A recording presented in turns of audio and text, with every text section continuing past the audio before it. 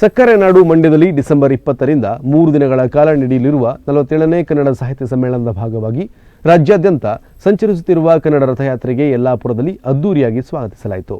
ಪಟ್ಟಣದ ಅಂಬೇಡ್ಕರ್ ವೃತ್ತದಲ್ಲಿ ಕನ್ನಡ ರಥವನ್ನ ಅದ್ದೂರಿಯಾಗಿ ಬರಮಾಡಿಕೊಂಡು ರಥದಲ್ಲಿರುವ ತಾಯಿ ಭುವನೇಶ್ವರಿ ಪ್ರತಿಮೆಗೆ ಪೂಜೆ ಸಲ್ಲಿಸಲಾಯಿತು. ರಥಯಾತ್ರೆಗೆ ಶಾಸಕ ಶಿವರಾಮ್ ಹೆಬ್ಬಾರ್ ಅವರು ಪೂಜೆ ಸಲ್ಲಿಸಿ ಮಾತನಾಡಿದರು.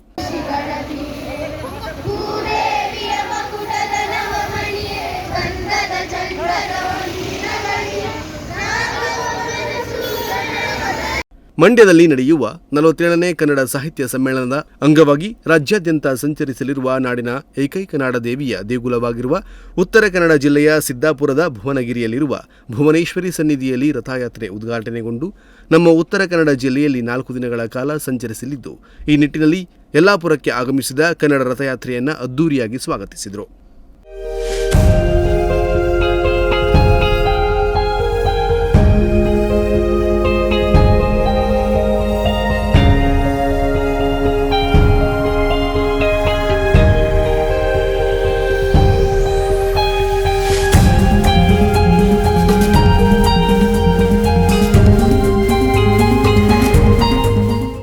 SP M Narayana, DYSP Ganesh, ಪಟ್ಟಣ ಪಂಚಾಯತ್ ಅಧ್ಯಕ್ಷೆ ನರ್ಮದಾ ನಾಯ್ಕ್, ತಹಶೀಲ್ದಾರ್ ಯಲ್ಲಪ್ಪ ಗೊನ್ನಣ್ಣನವರ್, ಕನ್ನಡ ಸಾಹಿತ್ಯ ಪರಿಷತ್ ಜಿಲ್ಲಾ ಅಧ್ಯಕ್ಷ ಬಿಎನ್ ವಾಸರೆ, ತಾಲೂಕು ಅಧ್ಯಕ್ಷ ವಿದ್ವಾನ್ ಸುಬ್ರಹ್ಮಣ್ಯ ಭಟ್, ಗೌರವ ಕಾರ್ಯದರ್ಶಿ ಜಿಎನ್ ಭಟ್ ತಟ್ಟಿಗದ್ದೆ, ಸಂಘ ಸಂಸ್ಥೆಗಳ ಪ್ರಮುಖರು, ಸಾರ್ವಜನಿಕರು, ಶಾಲಾ ಮಕ್ಕಳು, ಶಿಕ್ಷಕರು ಇದ್ದರು.